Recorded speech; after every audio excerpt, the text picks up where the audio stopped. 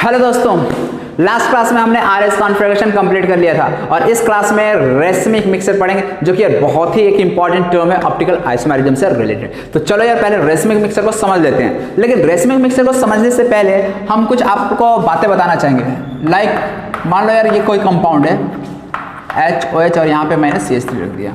इसका मैं mirror image बनाता हूँ। यहाँ पे CHO आ जाएगा, यहाँ H और यहाँ पे OH आ जाएगा और यहाँ पे क्या आ जाएगा CH3 आ जाएगा। ओके, अब समझना, यदि ये आप इस दोनों के बीच यदि रिलेशन देखा जाए तो कैसा रिलेशन इन दोनों के बीच में, कैसा रिलेशन है? ये दोनों आपस में एनेंसियोमर्स हैं, non super imposable mirror images. इसको उठाकर यदि इसके ऊपर रख दोगे तो क्या होगा? Non super imposable mirror images हमें मिलेंगे। तो ऐसे पेयर्स को हम लोग क्या नाम दिए थे, याद होगा यार तुम लोगों को? तो एनेंसियोमर्स। ठीक है, एक और नाम दिया था, क्या नाम दिया था? एनेंसियोमेरिक पेयर्स दिया था। ओके, अब जो इंपॉर्टेंट बातें है ना ये कि यदि ये डेक्स्ट्रो रोटेटरी नेचर का है ना, ध्यान से सुनना, यदि ये वाला फॉर्म डेक्स्ट्रो रोटेटरी नेचर का है तो ये वाला फॉर्म लेवो रोटेटरी नेचर का होगा। और लेवो रोटेटरी को हम लोग माइनस साइन से दिखलाते हैं और डेक्स्ट्रो रोटेटरी को प्लस साइन से दिखलाते हैं। मतलब यदि ये प्लस है तो ये माइनस है। ये बहुत इंपॉर्टेंट पॉइंट है। और इसी में एक और इंपॉर्टेंट बात कि यदि ये मान लो इसका जो मैग्नीट्यूड ऑफ रोटेशन जितना होगा उतना ही मैग्नीट्यूड ऑफ रोटेशन इसका भी होता है, बट बस डायरेक्शन जो है ऑपोजिट हो जाता है। ऑलरेडी यार ये सब चीज़ बता चुके हैं आप लोगों को। ठीक है, तो मैग्नीट्यूड ऑफ रोटेशन सेम होगा, बस डायरेक्शन अपोजिट हो जाएगा। मतलब ये डी है तो ये हेल्प फॉर्म होगा। ठीक है, अब मान लो यदि किसी मॉलिक्यूल में एक ही कायरल सेंटर प्रेजेंट है, जी एक ही कायरल सेंटर प्रेजेंट है, मतलब यहाँ पे ये कायरल है और इसे चारों ग्रुप जो लगा है डिफरेंट है। ठीक है, ये मतलब हो ना, एक कायरल सेंटर का मतलब एक कायरल सेंटर है, चारों ग्रुप से लगे डिफरेंट है। तो ऐसे में उस मॉलिक्यूल में कोई भी POH COH OOH पाया जा ही नहीं सकता और ऐसे में वो मॉलिक्यूल ऑप्टिकली एक्टिव होगा। कंफर्म, 100% कंफर्म है कि वो मॉलिक्यूल ऑप्टिकली एक्टिव होगा यदि उस मॉलिक्यूल में एक ही कायरल सेंटर प्रेजेंट है तो। लेकिन यदि मान लो इसी मॉलिक्यूल में दो या दो से ज्यादा कायरल सेंटर प्रेजेंट है तो ऐसे में वो मॉलिक्यूल ऑप्टिकली एक्टिव हो भी सकता है, ऑप्टिकली इनएक्टिव भी हो सकता है। मतलब ऑप्टिकली एक्टिव हो भी सकता है, नहीं भी हो सकता, ऐसा है यदि दो या दो से ज्यादा कायरल सेंटर पाया जाता है। ऐसा यार कब हुआ, कैसे हुआ? तो ऑलरेडी यार तुम लोग को एग्जांपल बताएं, याद है? Meso compound. मेसो कंपाउंड में क्या होता है? दो से ज्यादा कायरल सेंटर प्रेजेंट होता है, दो या दो से ज्यादा कायरल सेंटर प्रेजेंट होता है और साथ ही साथ उसमें POH या COH पाया जाता है, जिसकी वजह से कंपाउंड ऑप्टिकली इनएक्टिव हो जाता है। मतलब दो कायरल सेंटर ज्यादा प्रेजेंट है, दो या दो से ज्यादा कायरल सेंटर प्रेजेंट है तो वो ऑप्टिकली एक्टिव इनएक्टिव दोनों फॉर्म में पाया जा सकता है। ऑप्टिकली इनएक्टिव फॉर्म को नाम क्या देते हैं? Meso compound. और यदि एक ही कायरल सेंटर प्रेजेंट है तो ऑप्टिकली एक्टिव होगा और उसका जो मिरर इमेज आएगा ना वो भी ऑप्टिकली एक्टिव होगा और इस पेयर्स को हम लोग नाम दे देते हैं एनेंसियोमर्स। तो ये दो पॉइंट आपको नोट करके लिखना है। First, molecules with one chiral centre, molecules with one chiral centre must be optically active. बहुत इंपॉर्टेंट पॉइंट है यार, ऑलरेडी यार सवाल इससे पूछा जा चुका है तो इसलिए बहुत ज्यादा चांस है कि आगे कोई भी एग्जाम में पूछा जा सकता है। तो मस्ट बी ऑप्टिकली एक्टिव। और सेकंड पॉइंट क्या है? Molecules with two or more chiral center may और may not भी, यहाँ पे देखना यार, may और may not be optically active. Important है, इसको नोट कर लो यार, बहुत ही इंपॉर्टेंट है। यदि एक ही कायरल सेंटर है तो वो तो ऑप्टिकली एक्टिव होगा ही होगा, लेकिन यदि दो या दो से ज्यादा कायरल सेंटर प्रेजेंट है तो ऐसे में वो ऑप्टिकली एक्टिव हो भी सकता है और नहीं भी हो सकता है। ठीक है, ये चीज को समझे? तो अब हम लोग इसके बाद एक और चीज रेसमिक मिक्सर को समझ लेते हैं। ठीक है ना? लेकिन रेसमिक मिक्सर में आने से पहले मैं ऐसा कंपाउंड का एग्जाम्पल आप लोगों को बताने जा रहा हूं जिसमें कोई भी कायरल सेंटर प्रेजेंट नहीं होता है। अच्छा, पहले मेरा आप लोगों से सवाल है, यदि मान लो किसी मॉलिक्यूल में कोई कायरल सेंटर प्रेजेंट है ही नहीं, क्या ऐसे में वो मॉलिक्यूल ऑप्टिकली एक्टिव हो सकता है? क्या वो मॉलिक्यूल ऑप्टिकल आइसोमेरिज्म शो कर सकता है without any chiral centre? Is this possible that a molecule without having any chiral centre can show optical isomerism, can be optically active without having any chiral centre in it? Is it possible? Do you think so? कोई ऐसा molecule जिसमें कोई chiral centre present ना लेकिन फिर भी वो optically active हो जाए? तो थोड़ा सोचने में आप लोग को अजीब लग रहा होगा, यार कोई भी कायरल सेंटर प्रेजेंट नहीं है और ऑप्टिकली एक्टिव, लेकिन जान लो यार ऐसा होता है। और आप लोग को यार ऐसे मॉलिक्यूल के बारे में ऑलरेडी हम बता चुके हैं। कौन सा मॉलिक्यूल होगा थोड़ा आप लोग सोच रहे होगे। हाँ तो देखो यार कौन सा मॉलिक्यूल होता है। मान लो यार हमने कोई एलिन का डेरिवेटिव ले लेते हैं, C डबल बॉन्ड C, यहाँ पे मान लो यार CH3H, जो भी ले लो, CH3H ले लिया। ओके, इस मॉलिक्यूल को चलो थोड़ा एनालाइज करता हूँ, ठीक है। तो देखो यार क्या मिलेगा हमें। सबसे पहले तो यार हमारा कोशिश होगा, देखिए यार ऑप्टिकली एक्टिव या जो ऑप्टिकल आइसोमेरिज्म होता है ना, वो कायरल सेंटर से मतलब नहीं होता है। हम लोग ऐसे ऑप्टिकल आइसोमेरिज्म को डिफाइन नहीं करते हैं क्या molecule with at least one chiral centre is optically active, ऐसा होता है क्या? नहीं। ऑप्टिकली एक्टिव कब होता है? ऑप्टिकल आइसोमेरिज्म कब शो करता है? जब उसमें कोई POS, COS और डबल AOS ना हो। A molecule without having any POS, COS or double AOS is optically active or it can show optical isomerism। ऐसा डिफाइन किया था ऑप्टिकल आइसोमेरिज्म। मतलब ऑप्टिकल आइसोमेरिज्म को कायरल सेंटर से कोई मतलब नहीं होता है। Optical isomerism optically active compound को मतलब होता है POS, COS और डबल AOS से। मतलब ये तीन फॉर्म नहीं होना चाहिए। और उसमें भी आपको क्या देखना है? केवल POS और COS देखना है, डबल AOS आपको देखने की जरूरत है ही नहीं। तो यदि इस मॉलिक्यूल में देखूं क्या POS या COS एग्जिस्ट कर रहा है, चेक करो और बताओ यार मुझे। तो देखो यार ये दोनों बॉन्ड और ये दोनों बॉन्ड जो है सेम प्लेन में नहीं है, क्यूमुलेटिव एलिन डेरिवेटिव है, और even number of double bond, ये दोनों अलग अलग प्लेन में होगा। मान लो यार ये बोर्ड के प्लेन में है तो ये क्या होगा? बोर्ड के अंदर बाहर होगा। मतलब ये HCH3 कुछ इस तरह से ऐसा इमेजिन कर सकते हो, एक H बाहर की ओर आ रहा है तो एक CH3 अंदर की ओर जा रहा है। अब जरा सोचो क्या इसमें कोई POS है? मान लो यार इसको H और CH3 ये बाहर और ये CH3 अंदर की ओर जा रहा है ना, मान लो इसको प्लेन मान के काटोगे, ऊपर नीचे CH3H, no plane of symmetry. दूसरा इसी बोर्ड को प्लेन मान लो तो ये H और CH3 अंदर बाहर, again no plane of symmetry. Plane of symmetry के लिए मिरर इमेज होना चाहिए, ये H यदि इधर है तो अंदर भी H होना चाहिए, लेकिन ऐसा है नहीं। और कोई तीसरा दिख रहा है क्या? नहीं दिख रहा है। यहाँ पे आप ऐसा भी नहीं ले सकते हो, ये तो बोर्ड के प्लेन में और ये बाहर है, तो कोई सेंटर ऑफ सिमेट्री की बात ही नहीं कर सकते क्योंकि ये अलग अलग प्लेन में जा चुके हैं। मतलब ये हुआ कि इस मॉलिक्यूल में कोई भी POS प्रेजेंट नहीं है, कोई भी COS प्रेजेंट नहीं है। मतलब इसमें कोई POS और COS नहीं प्रेजेंट है, तो ऐसे में हम क्या बोलेंगे? This compound is optically active form. समझ में आ रहा है? ये कंपाउंड क्या हो गया? ऑप्टिकली एक्टिव फॉर्म हो गया। और इसमें कोई कायरल सेंटर प्रेजेंट है क्या? जरा देख के बताओ मुझे। CH3H तो छोड़ो, गोली मारो यार। ये C क्या ऑप्टिकल कायरल सेंटर है? नहीं, sp2 हाइब्रिडाइज है। कायरल सेंटर sp3 हाइब्रिडाइज होता है, तो इसलिए ये भी ऑप्टिकली सॉरी कायरल नहीं है, ये भी sp हाइब्रिडाइज, ये भी sp2, ये sp3। इसमें कोई भी कायरल सेंटर प्रेजेंट नहीं है, लेकिन फिर भी ये कंपाउंड ऑप्टिकली एक्टिव है। यही खास बात है इस मॉलिक्यूल की। जनरली एक कंसेप्शन मिसकॉन्सेप्शन होता है, मतलब ऑप्टिकली एक्टिव होने के लिए, ऑप्टिकल आइसोमेरिज्म शो करने के लिए कायरल सेंटर होना मस्ट है, लेकिन ये मस्ट यहाँ पे जरूरी नहीं है। कोई जरूरी नहीं कि यार मॉलिक्यूल में कायरल सेंटर होगा तो ही वो ऑप्टिकली एक्टिव होगा। बिना कायरल सेंटर के भी मॉलिक्यूल ऑप्टिकली एक्टिव हो सकता है, और तुम देख सकते हो इस एग्जांपल में। This molecular compound has no chiral centre, even then it shows optical isomerism, even then it is optically active. समझ रहे हो? तो यार ये बहुत ही इंपॉर्टेंट एग्जांपल है, आप नोट करके लिख लो यार। Molecule can be optically active, can be optically active without having chiral center। तो इसमें बहुत सारे ट्रू फॉल्स स्टेटमेंट बनते हैं। मतलब ऐसा लिखेगा कि chiral center must be present in optical active compound.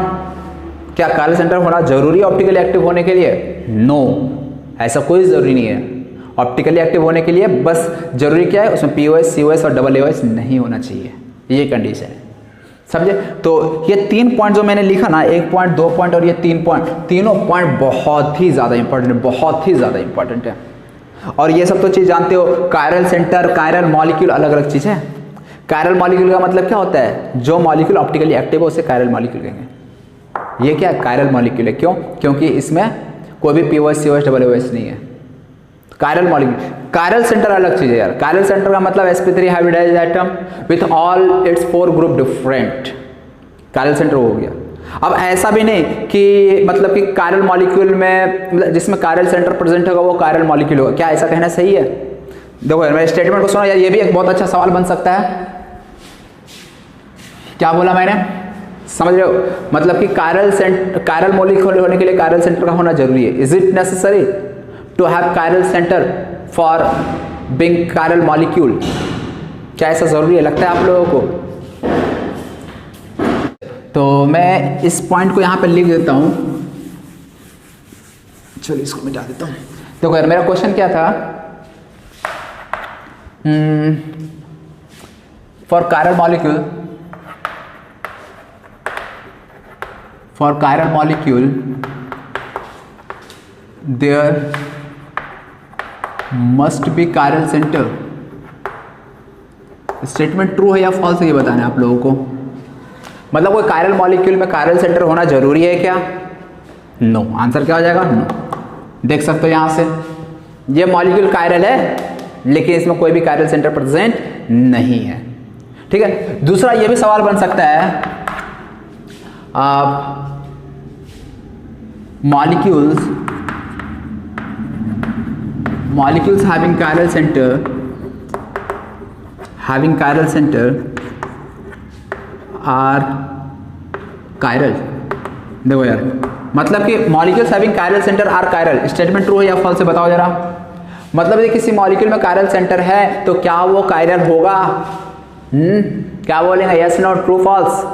क्या लगता है? तो देखो, कायरल का मतलब होता है ऑप्टिकली एक्टिव। मान लो मैं एक ऐसा कंपाउंड ले लेता हूं, क्या लगता है ट्रू फॉल्स में क्या होना चाहिए यहाँ पे? चलो पहले समझ लेता हूँ। जैसे ये COH है, यहाँ पे भी COH है, यहाँ पे HOH, यहाँ पे भी HOH। क्या लग रहा है, इस मॉलिक्यूल में कायरल सेंटर प्रेजेंट है या नहीं, बता दो जरा। तो देख सकते हो यहाँ पे ये भी कायरल सेंटर प्रेजेंट है, ये भी कायरल सेंटर प्रेजेंट है, दो कायरल सेंटर प्रेजेंट है। तो क्या ये मॉलिक्यूल कायरल है? नहीं, ये कायरल नहीं है। क्यों? क्योंकि यहाँ पे POS एग्जिस्ट कर रहा है। तो इसलिए हम ऐसा नहीं बोलेंगे कि यदि किसी मॉलिक्यूल में कायरल सेंटर प्रेजेंट है तो वो मॉलिक्यूल कायरल होगा, ऐसा कोई जरूरी नहीं है। कायरल होने के लिए बस कंडीशन याद रखना यार, POS नहीं होना चाहिए, COS नहीं होना चाहिए, OOH नहीं होना चाहिए। तो इसलिए यहाँ पे जो लिखा गया statement molecules having chiral centre are chiral, statement is false, मतलब फॉल्स स्टेटमेंट है। ये स्टेटमेंट भी क्या था? फॉल्स। समझ रहे हो? तो ये सब जो पॉइंट्स हैं ना, आप लोग नोट करके लिख लेना, बहुत ही इंपॉर्टेंट पॉइंट है। और बहुत सारे कंफ्यूजिंग टर्म्स यूज होते हैं यही सब, like chiral centre, chiral molecule.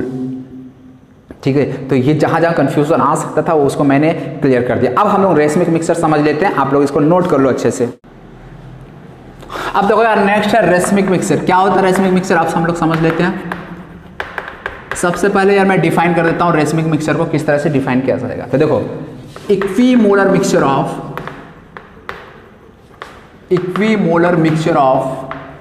enantiomers is known as racemic mixture. बस और बस यही है रेसमिक मिक्सचर का डेफिनेशन। या फिर मैं इसको दूसरे फॉर्म में भी डिफाइन कर सकता हूं और करके, equimolar mixture of 50% D and 50% L form of the same compound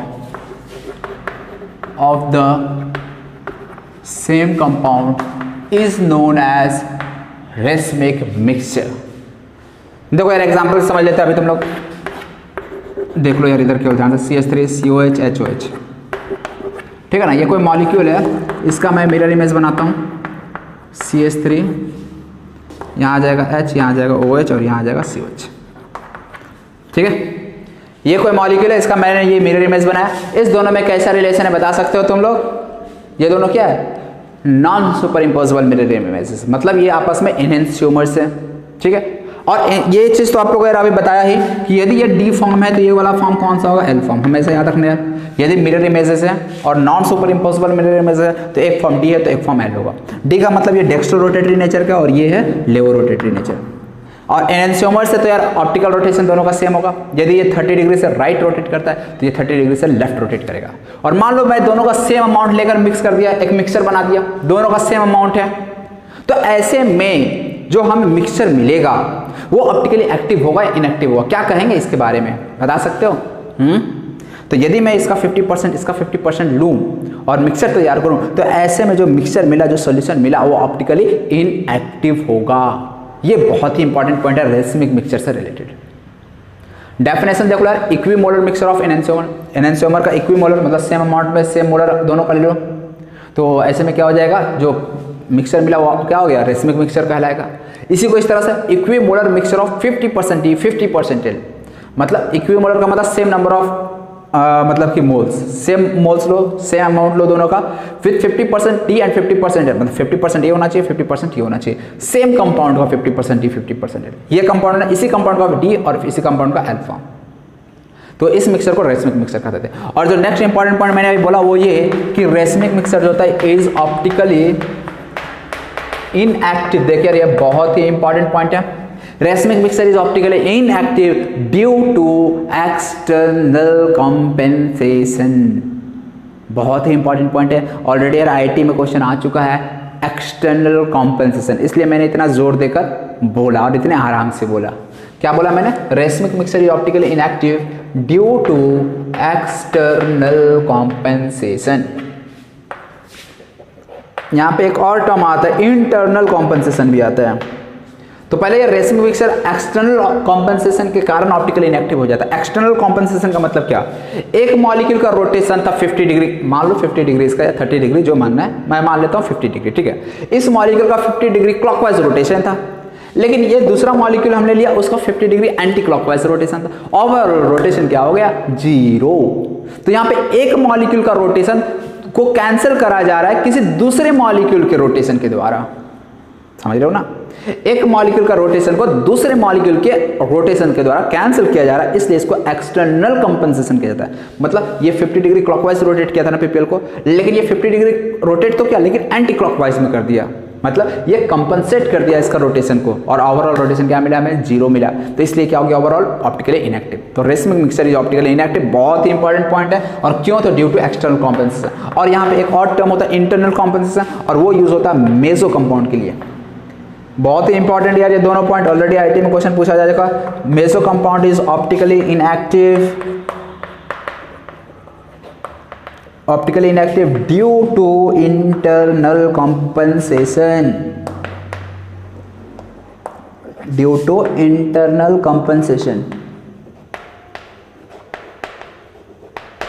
अब यहां पे इंटरनल कॉम्पेंसेशन का मतलब क्या है, समझ लेते हैं इस चीज को। मान लो यार हमारे पास COH, यहां पे भी COH है, यहां HHOH। मॉलिक्यूल ऑप्टिकली एक्टिव है या इनएक्टिव, पहले बता दो।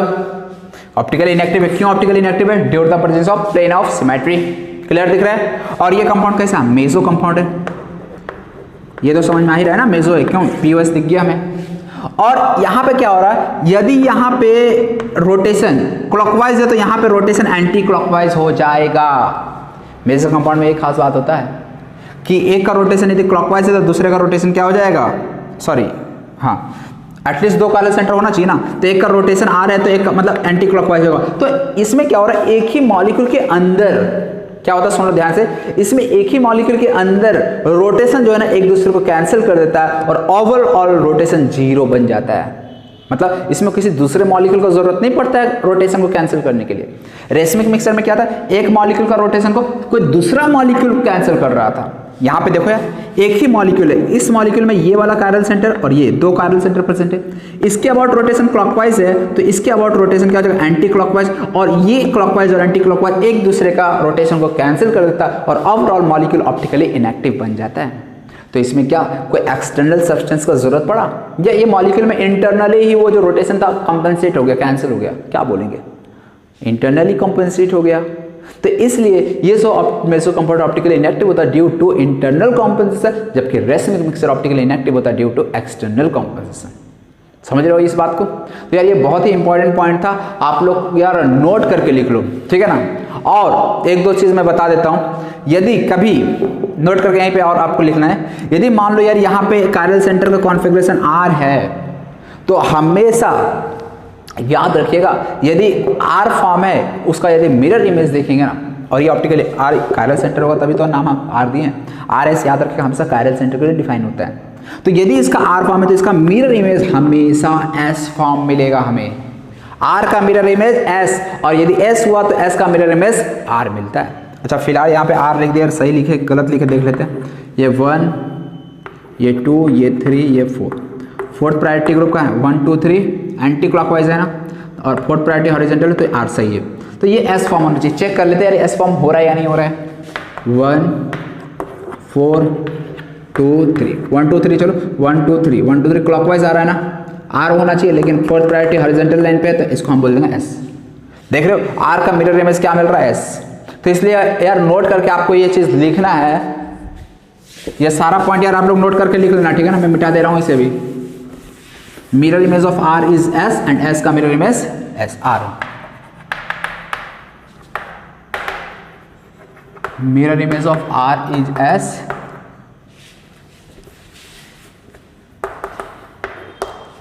एंड वाइस वर्सा कर देता हूँ, ठीक है ना। चलो एंड चलो यार मैं यहाँ पे पूरा ही लिख देता हूँ। एक पॉइंट ये बना दिया, एक पॉइंट ये। Mirror image of S is R, ठीक है। तो बहुत ही इंपॉर्टेंट पॉइंट है ये चीज़। मान लो हमारे पास कोई ये एक कंपाउंड है, ठीक है, जरा समझना यार तुम लोग। COH H H OH OH यहाँ पे COH, इसका मैं मिरर इमेज बनाता हूँ, ठीक है ना। मिरर इमेज बना रहा हूँ। एक काम करो, मैं कंपाउंड यहाँ OH और यहाँ H कर देता हूँ। फिलहाल मैं मेसो कंपाउंड नहीं ले रहा हूँ, इधर वाले को मैं मिटा देता हूँ।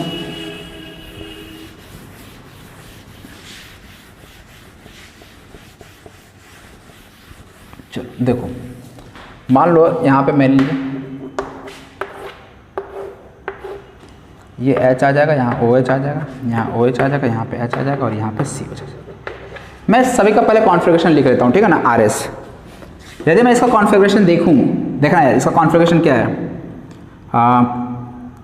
यहाँ 1, यहाँ 2, यहाँ 4 और यहाँ 3, इधर 3 लिख देता हूँ, सही है ना।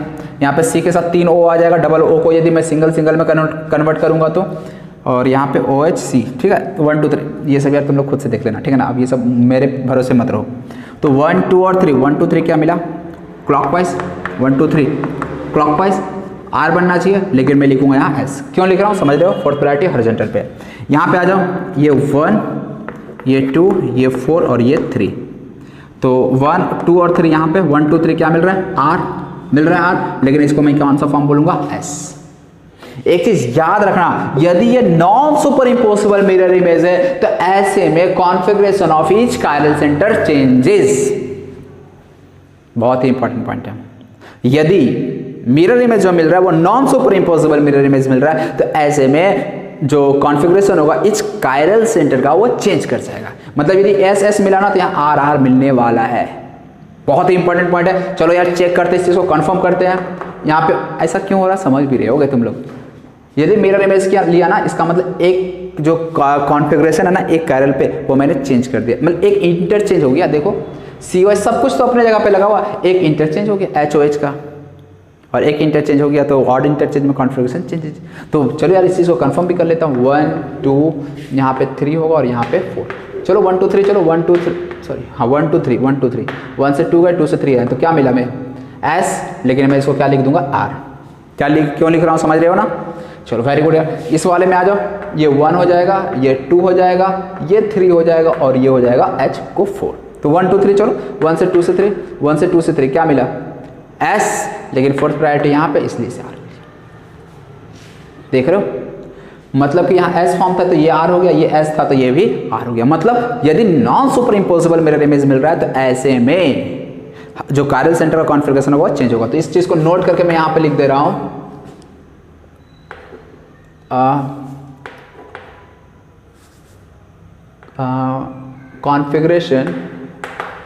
configuration of each chiral center changes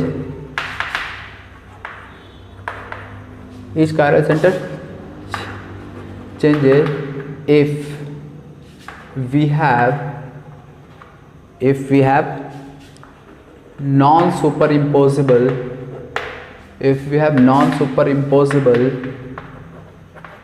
mirror image. मतलब यदि हमारे पास non superimposable mirror image है, ऐसे में हर एक कायरल सेंटर का कॉन्फ़िगरेशन चेंज हो जाता है। नेक्स्ट हम लोग देखते हैं यार किसी मेसो कंपाउंड में कॉन्फ़िगरेशन किस तरह से चेंज होता है, इस चीज़ को अब हम लोग नेक्स्ट देखते हैं। तो सबसे पहले यार मैं कोई एक मेसो कंपाउंड बनाता हूँ। तो मान लो यार हमारे पास एक ये मेसो कंपाउंड हो गया, इधर OH ये एक मेसो कंपाउंड है। इसका मैं पहले मिरर इमेज लेता हूँ, यहाँ CH3 OH HH और यहाँ नीचे आ गया CH3। अब आपको बताना है यार कॉन्फ़िगरेशन, मान लो यार इसका, मान लो नहीं, मैं देख लेता हूँ निकल कर जल्दी से। देखो यार फास्ट 1 के बाद 2 कौन हो जाएगा, 2 ये हो जाएगा, 3 ये हो जाएगा और ये हो जाएगा 4। कॉन्फ़िगरेशन यहाँ पे क्या आ जाएगा 1 से 2 से 3। R आ रहा है, क्लॉकवाइज R होना चाहिए लेकिन लिखेंगे S, क्यों, फोर्थ प्रायोरिटी हॉरिजॉन्टल पे लगा। ओके, यहाँ पे आ जाओ, फर्स्ट ये हो जाएगा, सेकंड ये हो जाएगा, थर्ड ये हो जाएगा, फोर्थ ये हो जाएगा। अगर 1 से 2 से 3 चलो, 1 से 2 से 3 S आ जाएगा ना, 1 से 2 से 3 चलेंगे तो S आएगा, लेकिन हम यहाँ लिखेंगे R। समझ में? एक चीज तो यार याद रखना, मेसो कंपाउंड में हमेशा कॉन्फ़िगरेशन जो आएगा ना कायरल सेंटर का, वो अपोजिट आएगा। एक R है तो दूसरा वाला S होगा, ये चीज एकदम यार कंफर्म है। क्यों ऐसा? क्योंकि यार हमें पता है मेसो कंपाउंड क्या तो ऑप्टिकली इनएक्टिव होता है। तो S वाला का यदि कॉन्फ़िगरेशन फिर से ऐसा आ जाए तो दोनों का रोटेशन एक ही डायरेक्शन में हो गया, तो ऐसे में वो ऑप्टिकली इनएक्टिव बनेगा कैसे? तो देखो बताया था तुम लोगों को, मेसो कंपाउंड ऑप्टिकली इनएक्टिव होता है, क्यों? Due to internal compensation. मतलब किसी भी मेसो कंपाउंड में क्या होता है, एक POS एग्जिस्ट करता है और POS के कारण क्या होता है, ऊपर वाले का और नीचे वाले हाफ का, ऊपर हाफ और जो नीचे हाफ है, उस दोनों का ऑप्टिकल रोटेशन अपोजिट होता है और वो एक दूसरे को कैंसिल कर देता है, जिसके वजह से ओवरऑल मेसो कंपाउंड क्या जाता है, ऑप्टिकली इनएक्टिव हो जाता है। ठीक है, और एक और चीज यार देखो यार नोट करके, R और S का जो ये ऑप्टिकल रोटेशन आएगा वो अपोजिट आएगा। यदि R का मान लो डेक्स्ट्रो रोटेटरी नेचर है तो S लेवो रोटेटरी होगा, यदि R कहीं लेवो रोटेटरी है तो X जो होगा वो डेक्स्ट्रो रोटेटरी होगा। ठीक है ना? हाँ, तुम लोग ऐसा मत कभी इसका मतलब निकाल लेना कि R का मतलब डेक्स्ट्रो रोटेटरी होता है और S का मतलब लेवो रोटेटरी होता है, या R का मतलब लेवो और S का मतलब डेक्स्ट्रो, ऐसा कभी ऐसा मतलब इसका नहीं होता है। तो इसलिए ऐसा मत तुम लोग मिसकंसेप्शन में रखना कि R को डेक्स्ट्रो रोटेटरी और S को लेवो, ऐसा कोई मतलब नहीं होता है। कुछ भी हो सकता है ऑप्टिकल रोटेशन R और S का। R और S एक जस्ट एब्सोल्यूट कॉन्फ़िगरेशन है, ठीक है ना, और इससे कोई ज़्यादा इसका मतलब नहीं है।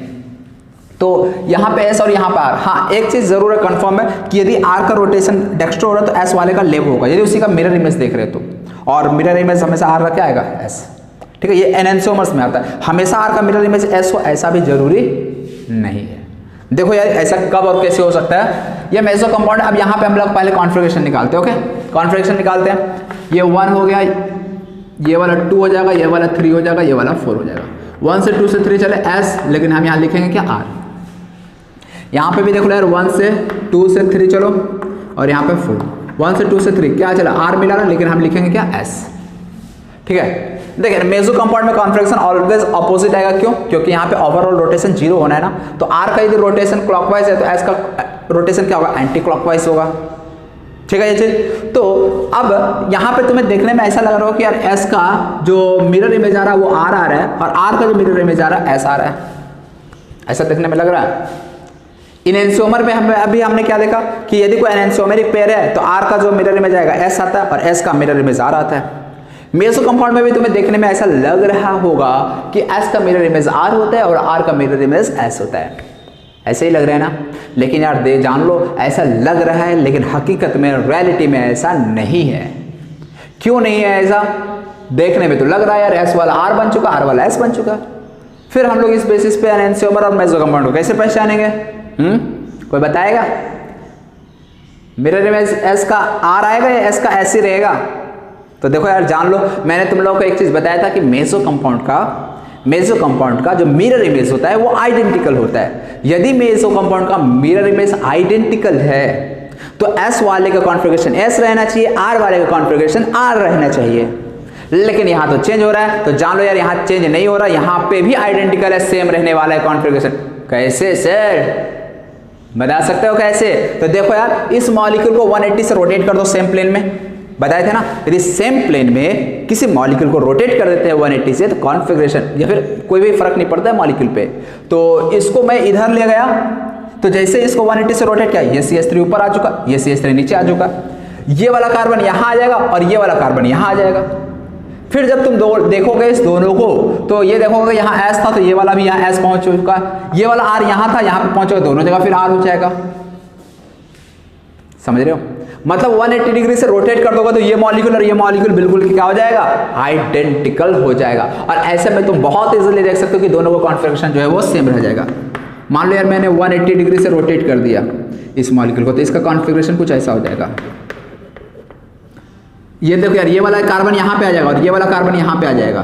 तो जैसे ही ये वाला कार्बन यहाँ पे जाएगा तो OH 180 से रोटेट किया ना, तो ये वाला भी बॉन्ड 180 से रोटेट हो जाएगा, मतलब OH इधर पहुँच जाएगा और इसका H इधर पहुँच जाएगा।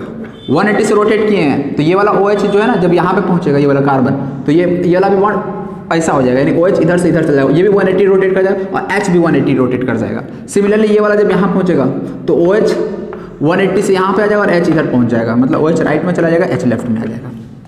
अब बता यार, ये फर्स्ट मॉलिक्यूल और सेकंड, ये वाला और ये वाला मॉलिक्यूल में दिख रहा है कोई डिफरेंस? दिख रहा है आइडेंटिकल कि नहीं दिख रहा है? बिल्कुल यार आइडेंटिकल दिख रहा है। सुपर इम्पोजेबल मिरर इमेज दिख रहा होगा, इसको यार इसके ऊपर रख दो, सुपर इम्पोज कर जाएगा, ओवरलैप कर जाएगा कंप्लीटली। तो इस तरह से आइडेंटिकल। अब तुम लोग यदि मिरर इमेज चेक करोगे ना तो इसका कॉन्फ़िगरेशन तो ये S आएगा और ये R आएगा, बहुत ही क्लियरली दिख रहा होगा। बिल्कुल यार कॉन्फ़िगरेशन सब कुछ सेम हो गया ना, OH राइट में, H लेफ्ट में, CH3 ऊपर। तो इसलिए याद रखना है क्या, यदि मेसो कंपाउंड है ऐसे में कायरल सेंटर का कॉन्फ़िगरेशन चेंज नहीं होता है। मैं इस चीज को नोट करके लिख दे रहा हूं, इफ या इफ नहीं लिखता हूं, इन मेसो कंपाउंड। हाँ, एक कंफ्यूजन तुम लोग को हो सकता है, उसको भी मैं नोट करके भी लिखवा दूंगा। कॉन्फ्यूजन क्या है बताता हूं। In meso compound configuration of each chiral centre remains same, each chiral centre remains same, यानी कॉन्फ़िगरेशन जो है इस कायरल सेंटर का वो सेम रहने वाला, चेंज नहीं होने वाला है। ठीक है, ये चीज तो समझ में आ रहा है। अब तुम लोगों को कंफ्यूजन क्या हो सकता है कि सर यहाँ भी S का R और R का S हो रहा है, एनेंटियोमर में भी यही हो रहा था, तो हम लोग कैसे चेक करेंगे कॉन्फ़िगरेशन के बेसिस पे कि वो कंपाउंड एनेंटियोमर होगा या फिर मेसो कंपाउंड होगा। मान लो आपको कोई दे दिया गया है, ये R का S हो जा रहा है और यहाँ पे जो दूसरा ऑब्जेक्ट है उसमें भी कॉन्फ़िगरेशन S और R हो रहा है, तो ये R का S और S का R का हम कैसे पहचानेंगे कंपाउंड मेसो है या एनेंटियोमर्स होगा? तो देख लो यार, R का S का R दोनों में होता है, बात सही है। एनेंटियोमर में भी कॉन्फ़िगरेशन R का S हो जाता है, S का R, और यहाँ मेसो में भी तो RS आ जा रहा है। तो अब हम बार बार पलट के देखेंगे, तो एक चीज जान लेना यार, पहले आप लोग देख लेना कि कंपाउंड मेसो है या नहीं। अब कंपाउंड मेसो है या नहीं यार, इसको बहुत आसानी से देख सकते हो, बस देख लेना मॉलिक्यूल में POS है या नहीं। यदि मॉलिक्यूल में POS है फिर आपको मिरर इमेज देखने की जरूरत नहीं है। यदि मॉलिक्यूल में POS है तो समझ जाना मॉलिक्यूल मेसो होगा, और मेसो है तो इसका कॉन्फ़िगरेशन जो है यही रहेगा, बस ये वाला हो सकता है यहाँ पे आ जाए, ये वाला हो सकता है यहाँ पे चला जाए, तो फिर आपको दिक्कत नहीं जाएगी। ठीक है, तो इसमें देखो, इफ POS इज प्रेजेंट, यदि मान लो POS प्रेजेंट रहे, यदि मॉलिक्यूल में POS प्रेजेंट है तो ऐसे में हम क्या बोल देंगे, कंपाउंड इज मेसो। समझे? और दूसरा, यदि POS प्रेजेंट नहीं है तो ऐसे में कॉन्फ़िगरेशन चेंज हो रहा है, तो इसका मतलब क्या समझेंगे कि वो जो कंपाउंड था वो आपस में एनेंटियोमर था। समझे? तो if POS is not present, if POS is not present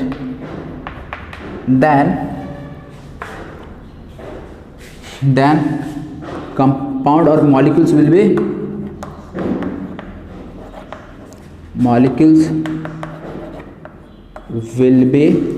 enantiomers, molecule will be enantiomer. Molecule क्या हो जाएगा आपस में, एनेंटियोमर। कब? जब POS प्रेजेंट ना हो, और ऐसे में कॉन्फ़िगरेशन चेंज हो जाएगा। यहाँ पे भी कॉन्फ़िगरेशन चेंज हो रहा है, बट याद रखना, क्या याद रखना कि ये वाला कॉन्फ़िगरेशन चेंज होता हुआ दिख रहा है, मेसो कंपाउंड है ना, तो चेंज होता हुआ दिख सकता है, लेकिन याद रखना ये अल्टीमेटली सेम कंपाउंड होगा। हो सकता है एटम ऊपर वाला नीचे, नीचे वाला ऊपर हो गया होगा, क्योंकि 180 से रोटेट भी तो करना पड़ सकता है अपने को। ठीक है ना, तो इस चीज़ का ध्यान रखना। हाँ, अच्छा मैं एक सवाल आप लोगों से पूछना चाहता हूँ, ये नोट कर लेना तुम लोग, मैं मिटा दे रहा हूँ इसे। यदि कोई दोनों कॉन्फ़िगरेशन R और RR है, क्या ये कंपाउंड मेसो हो सकता है? मेरा ये सवाल है। तो जान लो यार, यदि R और R दोनों का कॉन्फ़िगरेशन आ रहा है तो कभी भी ये मेसो नहीं हो सकता। क्यों? R मान लो डेक्स्ट्रो है तो ये भी डेक्स्ट्रो हो जाएगा, आर यदि डेक्स्ट्रो है तो ये भी डेक्स्ट्रो हो जाएगा, तो दोनों का रोटेशन सेम डायरेक्शन में, और यदि दोनों का रोटेशन सेम डायरेक्शन में आ रहा है तो ऐसे में क्या बोलूँगा, ये मॉलिक्यूल क्या हो जाएगा, ऑप्टिकली एक्टिव हो जाएगा। तो इसका जो मिरर इमेज मिलेगा ना वो आपस में एनेंशियोमर हो जाएगा। और मेसो कंपाउंड है तो ऐसे में दोनों का कॉन्फिगरेशन चेंज होना मस्ट है, जरूरी है। एक आर है तो दूसरा एस होना चाहिए, ऊपर वाला एस है तो नीचे वाला आर होना चाहिए, तभी तो ऑप्टिकल रोटेशन एक दूसरे को कैंसिल करके मॉलिक्यूल ऑप्टिकली इनएक्टिव बनेगा। समझ रहे हो? तो ये चीज़ आपको याद रखनी है, ठीक है। तो अब हम लोग मतलब कि कुछ क्वेश्चंस करेंगे जिसमें आपको पहचानना है कि यार मॉलिक्यूल के बीच में रिलेशन क्या होगा। आपको एक पेयर दिया रहेगा, उस पेयर के बीच में रिलेशन क्या होगा ये आपको आइडेंटिफाई करना है, ठीक है। तो चलो यार अब हम लोग नेक्स्ट कुछ क्वेश्चंस कर लेते हैं, आप लोग यार इसे नोट कर लो पहले। तो देखो यार नेक्स्ट क्वेश्चन, यहाँ पे आपको 4 सवाल दिख रहे हैं, आपको बताना है रिलेशनशिप कि इन दोनों पेयर के बीच में क्या रिलेशनशिप होगा, ठीक है ना। तो यहाँ पे वो फैमिली रिलेशनशिप नहीं बताना, यहाँ पे आपको बताना है रिलेशनशिप का मतलब कि जो पेयर है वो एनेंशियोमर्स होंगे या फिर वो आइडेंटिकल हैं या फिर डायस्टेरियोमर्स है, ये सब चीज़ आपको बताना है, ठीक है। तो पहला आप लोग क्वेश्चन को खुद से कोशिश करो, देखो आप लोग बता पा रहे हो कि नहीं बता पा रहे हो। मैं एक हिंट कर देता हूँ क्वेश्चन सॉल्व करने से पहले, ठीक है ना। हिंट क्या है आपके लिए, याद रखिएगा यदि कभी एक कायरल सेंटर हो ना, यदि एक कायरल सेंटर हो, यदि कॉन्फ़िगरेशन आर से आर रहता है, यदि कॉन्फ़िगरेशन आर का आर रहता है तो ऐसे में कंपाउंड जो मिरर इमेज होंगे वो आइडेंटिकल होगा, यानी जो पेयर्स दिया है वो आइडेंटिकल होगा। यानी एक कायरल सेंटर दोनों में प्रेजेंट है और दोनों का कॉन्फ़िगरेशन आर और आर ही है, तो ऐसे में हम क्या बोलेंगे कि वो मॉलिक्यूल्स आइडेंटिकल है। लेकिन आर का यदि एस हो जा रहा है या एस का आर हो जा रहा है तो ऐसे में क्या हो जाएंगे, वो मॉलिक्यूल्स आपस में एनेंशियोमर्स हो जाएगा, समझे। और यदि एक ही कायरल सेंटर प्रेजेंट है तो उसमें मेसो कंपाउंड की हम बात नहीं कर सकते हैं और डायस्टेरियोमर्स की बात नहीं कर सकते हैं, ठीक है ना। डायस्टेरियोमर्स की बात कब करते हैं, जब 2 कायरल सेंटर या उससे ज़्यादा होता है, और ज्योमेट्रिकल आइसोमर में डायस्टेरियोमर्स की बात करते हैं, ठीक है। तो चलो यार एक एक करके क्वेश्चन सॉल्व करते हैं। जब भी एक कायरल सेंटर प्रेजेंट रहे तो आप लोग आर और एस निकाल के बता दोगे तुरंत, लेकिन यदि एक से ज्यादा कायरल सेंटर प्रेजेंट होता तो फिर हम बताएंगे आगे किस तरह से सॉल्व करना है। पहले चलो यार ये 4 क्वेश्चन जहां एक कायरल सेंटर प्रेजेंट ऐसे कर लेते हैं। ET का है तो C2H5 है, Me का है तो CH3 है, तो ये 1 होगा, ये 2 होगा, ये 3 होगा और ये 4 होगा। कोई दिक्कत तो नहीं ना तुम लोगों को? ये सब एकदम फटाफट करना है, एकदम समय नहीं लेना ये सब में।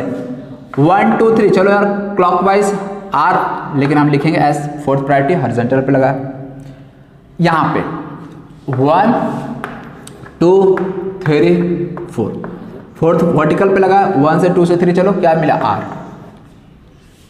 यदि ये आस और ये वाला आर मिला, पहले यार देख लेना कंपाउंड सेम है या नहीं है, हो सकता है यार कंपाउंड ही सेम ना हो, तो ऐसे में वो आपस में आइसोमर ही नहीं होंगे, तो कंपाउंड सेम है कि नहीं चेक कर लेते हैं। सी पे एच लगा, डी लगा, Me और ET लगा, यहाँ पे भी सी के साथ एच डी Me और ET लगा, कंपाउंड सेम है, आइसोमर्स तो है यार, मॉलिक्यूलर फार्मूला सेम है ना, आइसोमर्स तो है। अब हमने देखना था कि इनके बीच में रिलेशन क्या होगा, तो 2 ही रिलेशन हो सकता है, आइदर आइडेंटिकल हो गया, ये दोनों आपस में एनेंशियोमर होगा।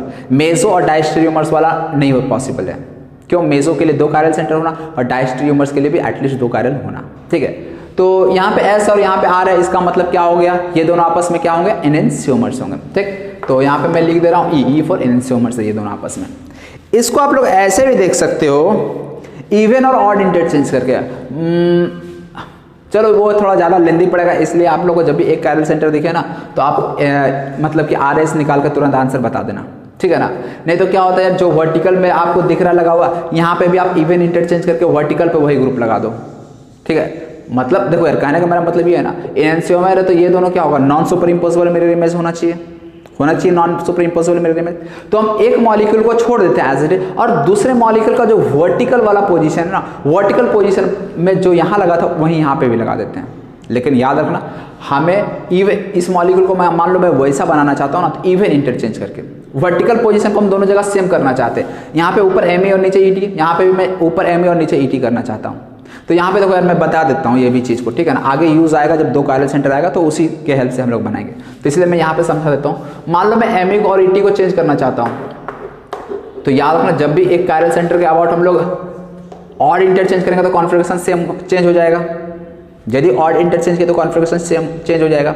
इसलिए हम जब भी चेंज करेंगे तो इंटरचेंज करेंगे तो हमेशा इवन इंटरचेंज करेंगे, ताकि कॉन्फ़िगरेशन इसका जो ओरिजिनली था वही अब भी रहे। तो मान लो यार मैंने Me को यहाँ पहुँचा दिया, D को यहाँ पहुँचा दिया, कितना इंटरचेंज हुआ, 1 इंटरचेंज हुआ, क्लियर है ना। हम लोग एक और इंटरचेंज करते हैं, यहाँ पे ET को ले आते हैं और यहाँ पे H को ले आते हैं, हो गया इवन इंटरचेंज, यानी जो ओरिजिनली इस मॉलिक्यूलर कॉन्फ़िगरेशन था वही इस मॉलिक्यूल का भी कॉन्फ़िगरेशन रहेगा। अब यहाँ पे वर्टिकल पोजीशन में Me लगा हुआ था, यहाँ पे भी Me और Et लगा हुआ है। हमें बताना था इस वाले में इस दोनों में रिलेशन क्या है, तो इस दोनों का रिलेशन बोलो या इस दोनों का रिलेशन बोलो, सेम चीज तो है यार। ये कंपाउंड क्या चेंज हो गया कि वही है? वही है। इवन इंटरचेंज करके हम ये मॉलिक्यूल बनाए ना, और इवन इंटरचेंज से कॉन्फ़िगरेशन सेम रहता है, ये चेंज नहीं होता है। ठीक, तो अब इसके और इसके बीच में रिलेशन तुम लोग बहुत आसानी से देख सकते हो। कैसे? यहाँ पे देखो Me और Et को उठा के रख दो तो क्या ये सुपर इम्पॉसिबल मिरर इमेज होंगे या non super impossible mirror image? तो बहुत ही क्लियरली दिख रहा होगा ये आपस में non super impossible mirror image है। और non super impossible mirror image है तो इन दोनों को आपस में क्या कह देंगे? एनेंशियोमर्स कह देंगे या एनेंशियोमेरिक पेयर्स कह देंगे। समझ में आया? तो एक कायरल सेंटर में आप ये भी कर सकते हो। फिर आपको R और S निकालने की जरूरत नहीं है। आप क्या करो, दूसरे मॉलिक्यूल को पहले जैसा बना लो। पहले जैसा मतलब वर्टिकल पोजीशन पे जो यहाँ लगा है ना वही यहाँ पे भी बना दो वैसा। लेकिन याद रखना इसको जब उसके जैसा बनाओगे ना तो इसमें इवन इंटरचेंज करके बनाना। उसके बाद आप सिंपली देख लो कि जो ये ऑब्जेक्ट है उसका सुपर इम्पॉसिबल मिरर इमेज है या non super impossible.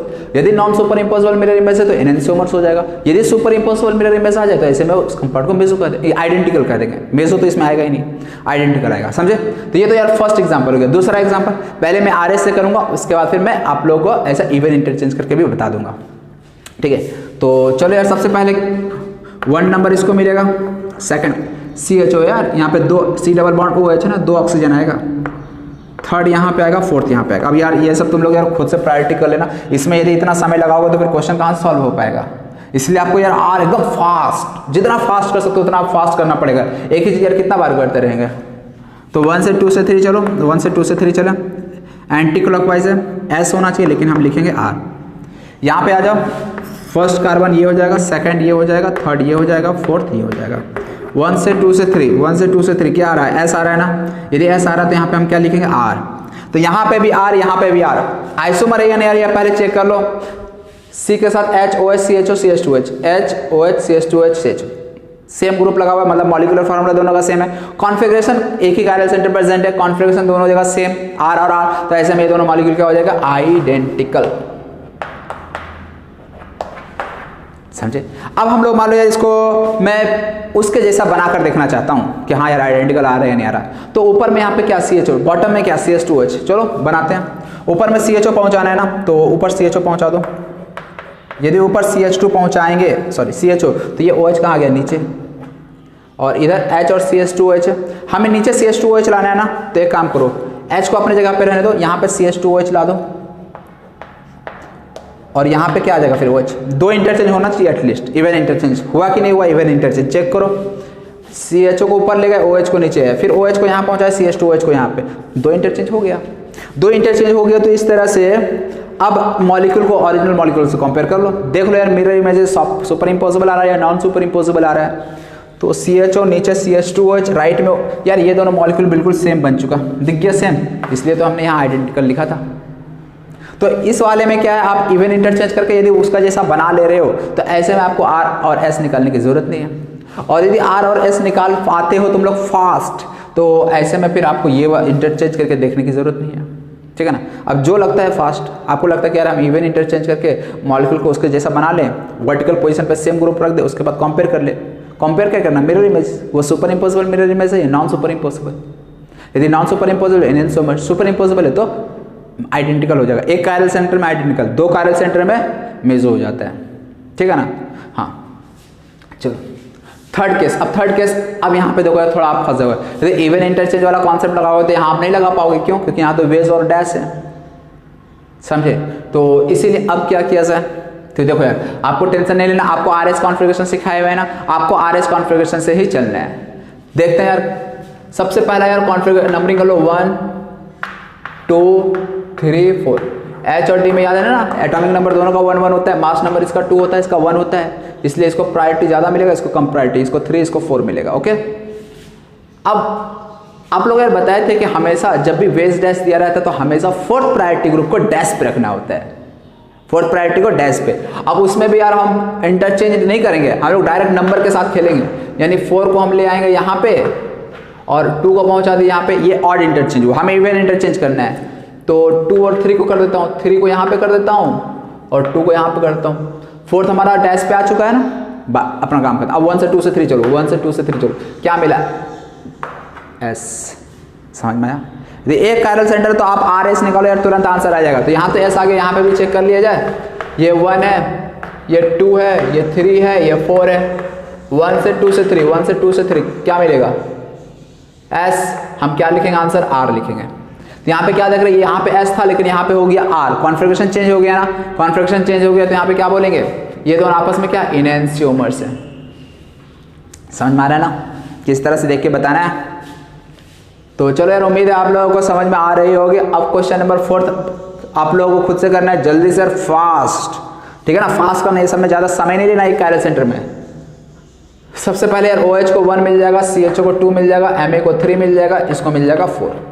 4th priority group dash पे लगा, अपना कोई टेंशन ही नहीं है। डायरेक्ट 1 से 2 से 3 चलो, 1 से 2 से 3 चलो, 1 से 2 से 3 क्या मिला है? एंटी क्लॉकवाइज मिलेगा ना। 1 से 2 से 3 चलना है तो एंटी क्लॉकवाइज, मतलब यहाँ पे कॉन्फ़िगरेशन हो गया S। अब इस वाले को भी चेक कर लेते हैं। 1, ये 2, ये 3 और ये 4। तो सबसे पहले तो यार 4 को डैश पे लाओ, याद रखना यार, जब भी बेस डैश में है 4th प्रायोरिटी डैश पे आना चाहिए। तो डैश पे कैसे आएगा? बस यहाँ पे 4 डाल दो और यहाँ पे 3 डाल दो। 3 और 2 को मान लो हम एक्सचेंज कर दे रहे हैं। ये दूसरा एक्सचेंज क्यों किया? इवन इंटरचेंज करना है, जिससे कि हमारा ओरिजिनल कॉन्फ़िगरेशन चेंज ना हो। तो इस तरह से 1 से 2 से 3 चलो, 1 से 2 से 3 मतलब 1 2 3, ये क्या मिला? क्लॉकवाइज आर फॉर्म मिला ना। तो यहाँ पे क्या लिखेंगे? आर। तो यहाँ पे कॉन्फ़िगरेशन एस था, वो आर हो गया। अगेन इन दोनों के बीच में क्या रिलेशन है? एनएंशियोमर्स। समझ आ रहा? तो एक कायरल सेंटर है तो आप लोग आर एस कॉन्फ़िगरेशन चेक करके बहुत आसानी से बता सकते हो। नहीं तो फिर दूसरा आपके पास ये भी ऑप्शन है, यदि मान लो आपके पास फीचर प्रोजेक्शन है तो आप लोग मतलब एक दूसरे स्ट्रक्चर को पहले स्ट्रक्चर जैसा बना लो। पहले स्ट्रक्चर जैसा बना लो मतलब वर्टिकल पोजीशन पे सेम ग्रुप होना चाहिए जो कि फर्स्ट स्ट्रक्चर में। उसके बाद आप बहुत आसानी से देख सकते हो कि जो ऑब्जेक्ट है, जो मॉलिक्यूल्स है, वो सुपर इम्पॉसिबल या non super impossible mirror image है। ओके, तो ये तो 4 क्वेश्चन हो गए। इसके आगे भी हमें कुछ क्वेश्चन और भी देखने हैं, तो आप लोग इसे नोट कर लो। नेक्स्ट क्वेश्चन पे आते हैं। चलो यार, नेक्स्ट क्वेश्चन ये आपके सामने है।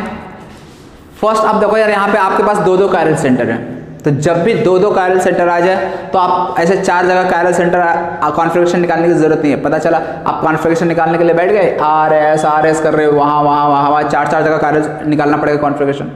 तो इतना समय वेस्ट नहीं करना। आपको सिंपली क्या करना है, जब भी 2 कायरल सेंटर आ जाए किसी मॉलिक्यूल में, तो ऐसे में आपको क्या करना है, जस्ट आपको दूसरे मॉलिक्यूल को पहले वाले मॉलिक्यूल जैसा बनाना है। पहले वाले मॉलिक्यूल जैसा बनाना मतलब वर्टिकल पोजीशन पे सेम ग्रुप को कर दो जो फर्स्ट मॉलिक्यूल में है। समझे? उसके बाद आप जस्ट देख लो यार दोनों आपस में किस तरह के मिरर इमेजेस है, काम आपका हो जाएगा। चेक करते यार, CH टॉप में, H बॉटम में। चलो यार, यहाँ तक सही है। अच्छा यार, ये सेम मॉलिक्यूल मैंने बना दिया क्या? नहीं ठीक है। हाँ, तो यहाँ पे यार देख सकते हो ये दोनों आपस में क्या है? Non super impossible mirror image है। यदि COH को इस COH के ऊपर रखते हैं, COH और H को, ठीक है, तो OH यदि इसको उठा के रख दें, OH H और COH OH, देख रहे हो ये क्या हो गया? Non super impossible mirror image. Mirror image है भी नहीं यार, ये भी देख लो। ऐसा नहीं कि केवल एक ग्रुप देख के हो सकता है भाई मिरर इमेज ही ना हो, तो ऐसे में क्या होगा? डायस्ट्रियोमर कहला जाएगा। तो मिरर इमेज तो है यार, देख सकते हो। OH यहाँ पे, COH यहाँ पे, H उधर का इधर आ गया, OH उधर का इधर आ गया, और H COH अपने जगह पे लगाया। समझे ना? तो इस तरह से इन दोनों के बीच में क्या रिलेशन आ जाएगा? हाँ, एक और चीज हो सकता है ये कंपाउंड मेजो भी हो, ऐसा भी तो हो सकता है। तो इसीलिए मेजो भी है क्या पता चलेगा। तो इसके लिए क्या करो, जो टॉप पे यहाँ पे ग्रुप लगाया ना, बॉटम पे भी वही ग्रुप लगा दो। हो सकता है यार कंपाउंड मेजो निकल जाए। चेक करते हैं। तो देखो यार, मैं इसी में एडिटिंग कर रहा हूँ। ओके, यहाँ पे H, यहाँ पे COH, लेकिन अभी कितना इंटरचेंज हुआ? एक इंटरचेंज हुआ। एक इंटरचेंज और करना होगा अपने को। लेकिन एक और बात जो आपको ध्यान में रखना है, बहुत इंपॉर्टेंट बात, जब भी इवन इंटरचेंज करें ना, तो किसी एक ही कायरल सेंटर पे इवन इंटरचेंज करेंगे। पता चला एक इंटरचेंज हम यहाँ किए, दूसरा इंटरचेंज इस वाले कायरल पे किए, तो ये चीज नहीं चलेगा। यदि आप इंटरचेंज कर रहे हो, इवन इंटरचेंज करना, तो एक ही कायरल पे करना इवन इंटरचेंज। ऐसा नहीं एक इंटरचेंज इस कायरल पे किए, एक इंटरचेंज इस कायरल पे किए, या फिर एक इधर का आइटम को उठा के इधर ले आए, ये सब नहीं करना। ये सब एकदम नहीं चलेगा। समझ रहे हो ना? तो इसीलिए यदि मैंने एक इंटरचेंज यहाँ पे किया, तो दूसरा इंटरचेंज इस दोनों को साथ में करना पड़ेगा। तो यहाँ पे OH आ जाएगा और यहाँ पे क्या आ जाएगा? H आ जाएगा। देखिए, पहले मिरर इमेज तो दिख रहा था, और हमें पता है मेजो कंपाउंड का भी तो मिरर इमेज होता है। ऐसा थोड़ी ना मेजो कंपाउंड का मिरर इमेज नहीं होता है। तो ये दोनों मिरर इमेज तो था ही, लेकिन ये भी हमें चेक करना पड़ेगा कंपाउंड के मेजो तो नहीं है, तो इसके लिए हमने क्या किया, ऊपर और नीचे पहले सेम कर दिया, यदि इफ पॉसिबल हुआ तो अब यहाँ पे तुम लोग बहुत ही क्लियरली देख सकते हो कि इस मॉलिक्यूल में पीओएस प्रेजेंट है। यदि पीओएस है इसका मतलब क्या हो गया, मतलब कंपाउंड क्या हो गया, मेसो हो गया। और यदि मेसो हो गया मतलब दोनों मॉलिक्यूल आपस में फिर क्या हो जाएगा, क्या रिलेशन हो जाएगा, आइडेंटिकल। कैसे देख लो यार, इसको भी मैं चलो इवन इंटरचेंज करता हूँ, यहाँ पे COH पहुँचा दो, यहाँ पे H, फिर यहाँ से OH कर दो और इसको यहाँ पे H कर दो, एक इंटरचेंज यहाँ से दूसरा इंटरचेंज इस दोनों के बीच में। अगेन देख सकते हो यहाँ पे भी POS प्रेजेंट है और दोनों मॉलिक्यूल देख लो यार बिल्कुल आइडेंटिकल है। इसको 180 डिग्री से रोटेट कर दो सेम प्लेन में, आप देख लोगे कि यार जो दोनों मॉलिक्यूल्स है वो सुपर इम्पोसिबल मिरर इमेजेस है, समझे। तो इस तरह से इन दोनों के बीच में क्या रिलेशन आ गया, आइडेंटिकल। तो देखने में पहले एनेंशियोमर लग रहा था लेकिन था एक्चुअली क्या, मेसो कंपाउंड था, मतलब ये दोनों मॉलिक्यूल आपस में आइडेंटिकल, समझ रहे हो। तो ये सब छोटी छोटी गलतियां हो सकती है और इस तरह के क्वेश्चंस बहुत आते हैं एग्जाम में। प्रीवियस ईयर का भी पेपर उठा के देखोगे तो आपको इस तरह क्वेश्चन दिख जाए, ठीक है। तो यार ये सब जो गलतियां हो सकती है, जो गलतियां तुम लोग कर सकते हो, वो सारा क्वेश्चन यहाँ हम लोग डिस्कस कर रहे हैं, क्लियर। चलो नेक्स्ट क्वेश्चन पे आप फिर से यार वीडियो पॉज करके आप लोग खुद से बनाने की कोशिश करो। एमी ऊपर नीचे मेसो कंपाउंड को तो यार कोई चांस ही नहीं बनता। यहाँ पे एमी ऊपर नीचे ना, पहला काम क्या करोगे, इसमें भी ऊपर नीचे करो, वर्टिकल पोजीशन पे सेम ग्रुप लगा होना चाहिए, तब तो आप आसानी से दोनों को कंपेयर कर सकोगे, दोनों के मिरर इमेज को। तो यहाँ पे हमने एमी कर दिया और यहाँ पे NH2 कर दिया, लेकिन हमें इवन इंटरचेंज करना, तो यहाँ H कर दो, यहाँ पे NH2 कर दो। चलो अब देखो यार दोनों में कोई रिलेशन दिख रहा है, एमी ऊपर नीचे, इसको यदि मैं उठा के इधर रखूँ तो NH2 देखो यार, यहाँ पे मैं मिरर लगा दूंगा तो किस तरह का मिरर इमेजेस मिलेगा, सुपर इम्पॉसिबल या नॉन सुपर इम्पॉसिबल, बहुत क्लियरली यार दिख रहा है। अब यहाँ पे ये non super impossible mirror image होंगे, इसका मतलब ये दोनों के बीच में क्या रिलेशन हो गया, अब एनेंशियोमर, बहुत क्लियरली दिख रहा है ना, कोई दिक्कत तो नहीं ना, नहीं। तो चलो यार अब क्वेश्चन नंबर 7 पे आते हैं। आप लोग खुद से यार वीडियो पॉज करके पहले करो कोशिश। यहाँ पे अरे यार यहाँ पे 2 H कैसे आ जाएगा, कुछ गलती कर दिया मैंने। यहाँ पे क्या होना चाहिए, एमी होना चाहिए, मिथाइल ग्रुप होना चाहिए, ठीक है ना। मान लो यार मैंने मिथाइल ग्रुप यहाँ कर देता हूँ मैं, ओके। अब आपको इस दोनों में रिलेशन देखना है, तो इन दोनों में क्या रिलेशन आएगा बता सकते हो तुम लोग। हाँ देखो सबसे पहले यार यहाँ पे इस कार्बन पे ब्रोमीन लगा, इस कार्बन में मिथाइल लगा और इस कार्बन पे H लगा हुआ है, ठीक है। ये वाला कार्बन इधर वाले में से कौन सा कार्बन होगा बता सकते हो, तो ब्रोमीन वाला कार्बन एटम है, ब्रोमीन वाला यही कार्बन है। तो यहां से हम क्या देख रहे हैं यार, इस कार्बन पे तो ब्रोमीन लगा है, मिथाइल और H लगा है, यहाँ पे देख रहे हैं यार ब्रोमीन और H तो ठीक है, लेकिन मिथाइल का यहाँ पे ET लगा हुआ है, इथाइल ग्रुप लगा हुआ है। तो ये तो यार कुछ गड़बड़ हो रहा है, गड़बड़ हो रहा है ना। अब हम लोग मिरर इमेज कैसे देखेंगे, अब यदि इस कार्बन पे देखें तो यार HCl तो यार ठीक है, लेकिन यहाँ पे ET और Me लगा हुआ है, मतलब पोजीशन जो है ना वो चेंज हो गया, एटम ही ग्रुप जो है ना ग्रुप वही इधर से उधर हो गया। तो अब इसीलिए सबसे पहले आपको जब भी कोई 2 मॉलिक्यूल दिया हो ना, तो आपको पहले ये चेक करना वो स्ट्रक्चरल आइसोमेरिज्म तो नहीं है, क्योंकि यदि वो स्ट्रक्चरल आइसोमर्स हुआ तो ऐसे में फिर वो स्टीरियो हो नहीं सकता है, समझ रहे हो। क्योंकि स्टीरियो में IUPAC नेम सेम रहता है, मतलब कि जो ग्रुप होता है, जो एटम होता है ना, वो अपना पोजीशन इधर से उधर नहीं करता है, वो अपने जगह पे रखता है, लेकिन उसका जो रिलेटिव अरेंजमेंट होता है 3D में वो डिफरेंट होता है। स्टीरियो आइसोमर्स का IUPAC नेम सेम होता है, क्योंकि हर ग्रुप अपने जगह पे ही रहता है, ठीक है। लेकिन यहाँ पे हम लोग क्या देख रहे हैं, अपना ग्रुप जो है ना वही पोजीशन चेंज कर लिया है। कैसे, मान लो यार मैं इसका IUPAC नेम लिखना चाहूँ तो आप लोग क्या करोगे, इथाइल से स्टार्ट करोगे, CH2 CH3 ऐसा CH3, तो 1 2 फिर यहाँ पे 3, यहाँ पे 4, फिर यहाँ पे 5, इसी तरह से करोगे ना। या फिर आप लोग क्या करोगे, इधर से करोगे, ठीक है ना, नंबरिंग इधर से करना होगा आपको, यदि IUPAC के अकॉर्डिंग हम बोले तो। IUPAC समझ में आ रहा है ना यार तुम लोगों को, देख लो यार मैं अच्छे से बच्चों की तरह बता देता हूँ। हाँ, इसको यदि मान लो आप लोग को IUPAC के अकॉर्डिंग लिखना होगा तो CH3 फिर CHBr, फिर यहाँ पे CH के साथ Cl, फिर यहाँ पे CH2 CH3, यही ना मॉलिक्यूल है। इस मॉलिक्यूल को मैं ऐसा लिख सकता हूँ ना, यदि ऐसा लिख रहा हूं तो आप लोग इसका नंबरिंग किधर से करोगे, इधर से करोगे, 1 से 2 से 3 4 5 ऐसा करोगे, यही मतलब हुआ। और यदि मैं इसको इस वाले मॉलिक्यूल को यदि ड्रॉ करूं तो ये वाला मॉलिक्यूल कैसे ड्रॉ होगा, तो ये CH2CH3 है और यहाँ पे क्या है CH3 है, तो इस मॉलिक्यूल को मैं ड्रॉ करूंगा इधर से 1 2 3 4 5, मतलब ये हो जाएगा CH3 CH के साथ Cl, फिर यहाँ पे CH के साथ Br और फिर यहाँ पे CH2CH3 कर दिया जाएगा। समझ रहे हो। अब तुम लोग यदि ध्यान से देखोगे ना दोनों मॉलिक्यूल को, ध्यान से देखना तो नंबरिंग इसमें इधर 1 होगा, ये 2 होगा, ये 3 होगा, ये 4 होगा, ये 5 होगा। क्या दोनों का IUPAC नेम सेम है या डिफरेंट है, चेक करो। ये 2 पे ब्रोमो, 3 पे क्लोरो और पेंटेन, यहाँ पे चेक करो ये 2 क्लोरो 3 ब्रोमो पेंटेन आ रहा है। देखो यार यहाँ पे 2 क्लोरो है, यहाँ पे 2 पे ब्रोमो है, दोनों का IUPAC नेम ही चेंज हो गया। IUPAC नेम चेंज हो गया, इसका मतलब ये दोनों स्टीरियो आइसोमर्स तो है ही नहीं, ये आपस में क्या हो गए, पोजीशन स्ट्रक्चरल आइसोमर्स हो गया।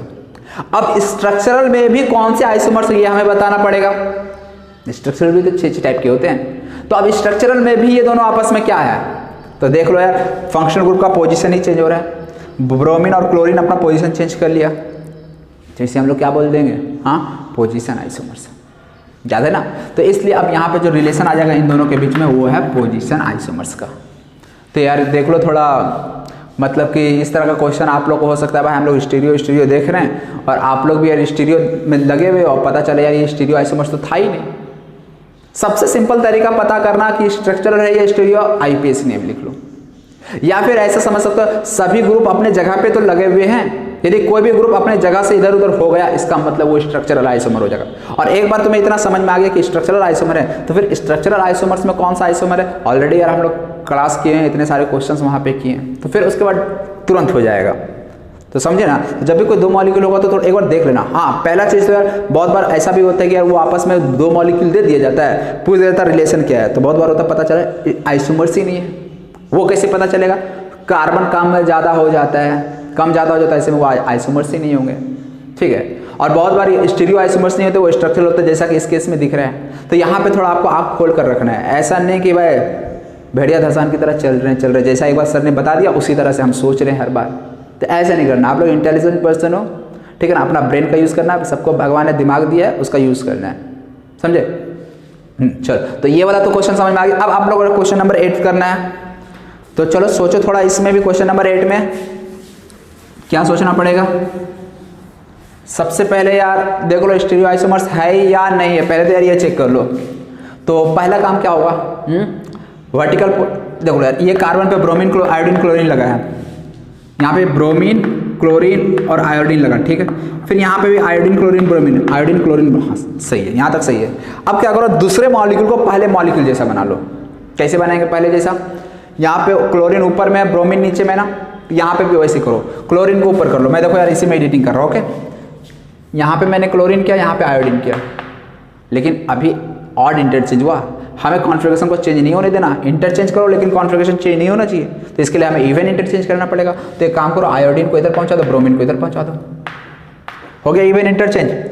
क्लोरीन को ऊपर लाना तो ऊपर आ भी गया, तो इसलिए ध्यान रखना जब भी इंटरचेंज करेंगे तो इवन इंटरचेंज। और इवन इंटरचेंज में भी याद रखना एक ही कायरल सेंटर पे, पता चला एक इंटरचेंज इधर किए और हमको इधर ब्रोमीन को नीचे लाना था ना, इधर से ब्रोमीन को यहाँ पे भेज दिया, और सॉरी अब ब्रोमीन को इधर भेज दिया, क्लोरीन को इधर कर दिया। एक इंटरचेंज हमने यहाँ पे किया और एक इंटरचेंज यहाँ पे किया, बोलो हो गया 2 इंटरचेंज। तो ये नहीं चलेगा, क्यों, इवन इंटरचेंज हमेशा एक ही कायरल सेंटर पे आपको इवन इंटरचेंज करना है। यदि एक इंटरचेंज यहाँ पे किए थे तो यार आपको इधर भी करके आपको उसको भी मतलब कि बराबर करना पड़ेगा, कॉन्फ़िगरेशन चेंज ना हो।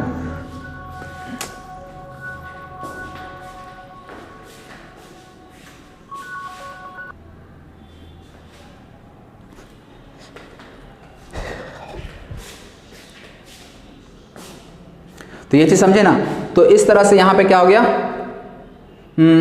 इवन इंटरचेंज अभी नहीं हुआ ना, Cl Br, अरे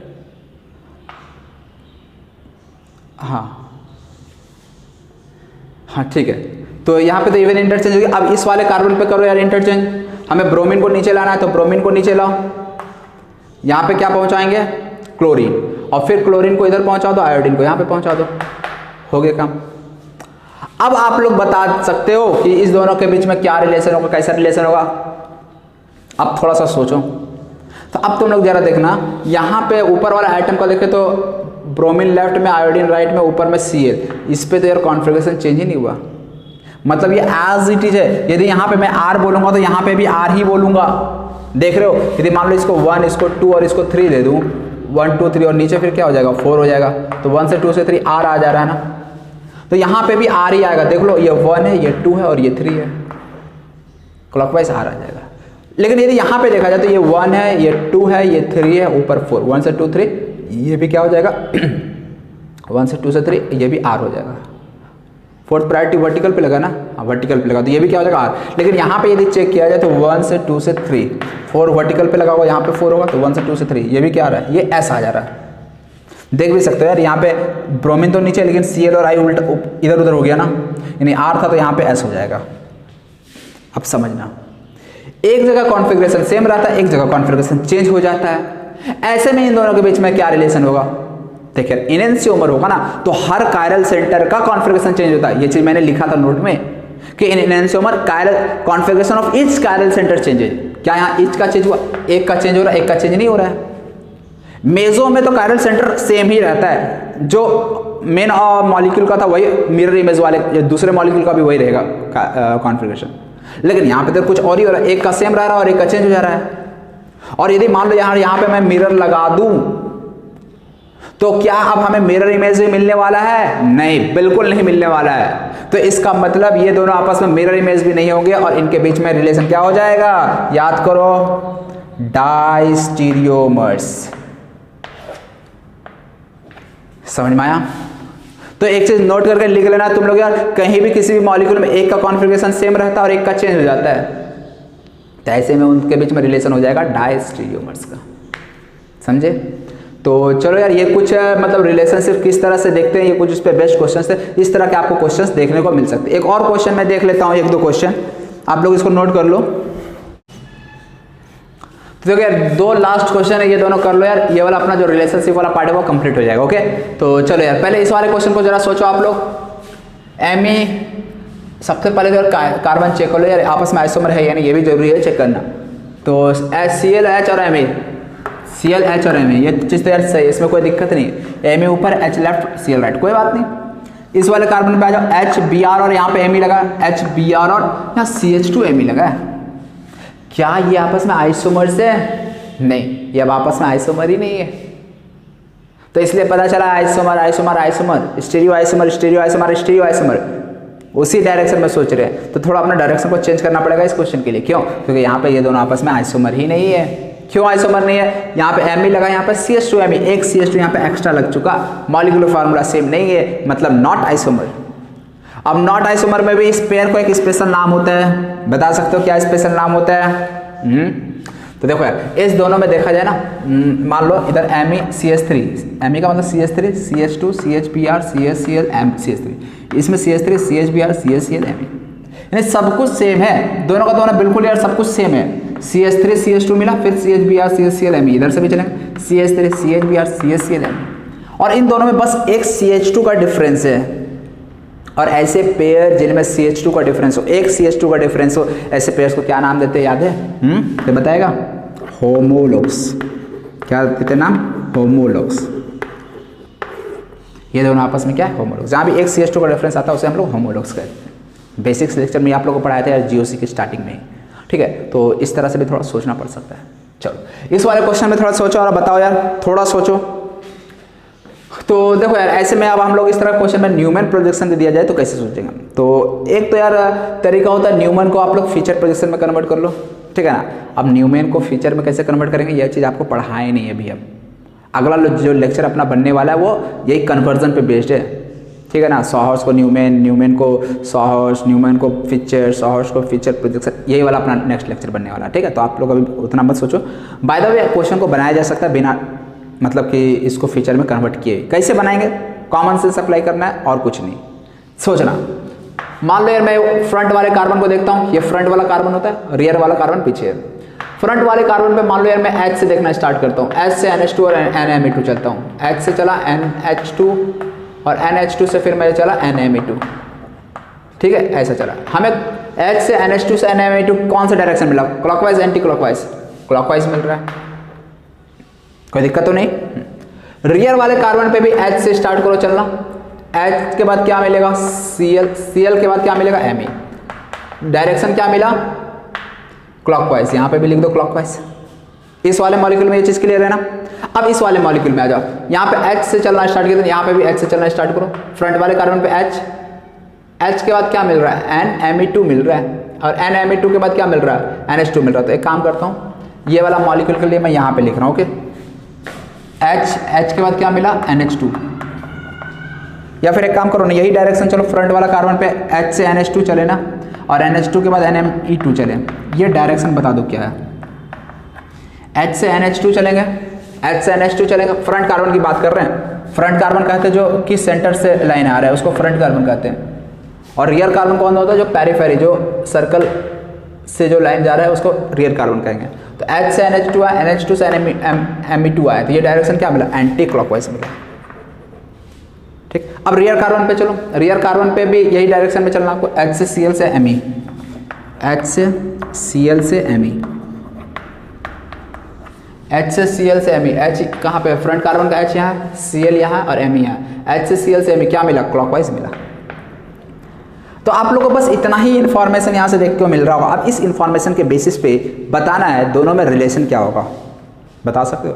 तो देखो यार, रियर ये फ्रंट कार्बन है, ये रियर कार्बन है, ये वाला में ये फ्रंट है और ये वाला रियर है। क्या देखने को मिल रहा है कि जो रियर वाला कार्बन है वहां पे कॉन्फ़िगरेशन सेम रह रहा है, H से Cl से Me चले, H से Cl से Me चले, दोनों जगह क्लॉकवाइज है, कॉन्फ़िगरेशन सेम है, ये मतलब हुआ। और यही यदि हम फ्रंट कार्बन की बात करें तो वहाँ कॉन्फ़िगरेशन क्लॉकवाइज है, तो एंटी क्लॉकवाइज है। मतलब यदि यहाँ पे R आएगा ना तो यहाँ पे फिर डेफिनेटली S आएगा, और यदि ऐसा हुआ यहाँ S आया तो यहाँ पे फिर R आ जाएगा।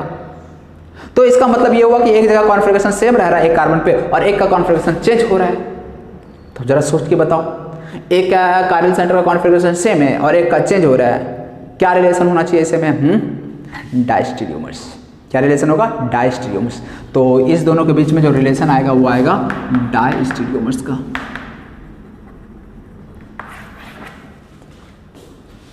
समझ में आया। तो यही था अपना रिलेशनशिप वाला पार्ट, और ये बहुत ही इंपॉर्टेंट है यार, बहुत ही इंपॉर्टेंट। इस तरह के क्वेश्चन ऑलरेडी पूछे हुए हैं, और ये सब चीज़ आना भी चाहिए, आगे भी बहुत यूज काम आने वाला है, ठीक है। तो चलो यार, अब आप लोग नोट कर लो। अब हम लोग नेक्स्ट टॉपिक पे चलते हैं।